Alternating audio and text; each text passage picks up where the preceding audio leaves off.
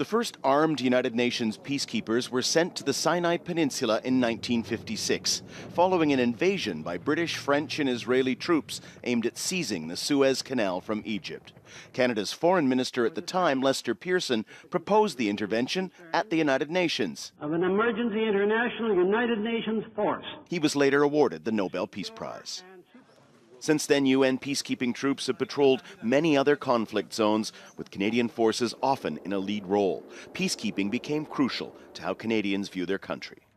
Canada is a middle power country. It's sought to find a role for itself in the international community.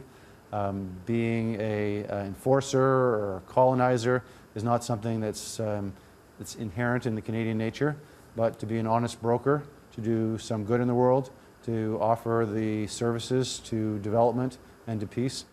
Yet Canada largely withdrew from UN operations because of cuts to the military budget and as Canadian forces helped fight the Taliban in Afghanistan. What type of impact? Now a government elected late last year is to send 600 troops to UN missions in Africa. Look at where the Canadian...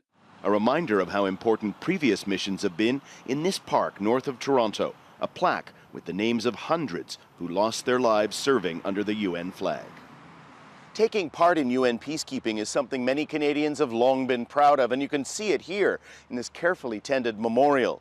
But there are blemishes on the country's record, and some of them just could be overshadowing the latest plans to join global United Nations deployments. Several policemen from Quebec who'd been serving in Haiti are among many UN peacekeepers accused of sexual misconduct. 2 retired before they could be punished. Activists say it's unacceptable that the officers haven't been identified. When people in Canada are accused of sexual crimes that are against the law, certainly their names are plastered all over the newspapers. That's true in most countries in the world. But the secretive nature of what happens in peacekeeping operations is universal, and that has to stop.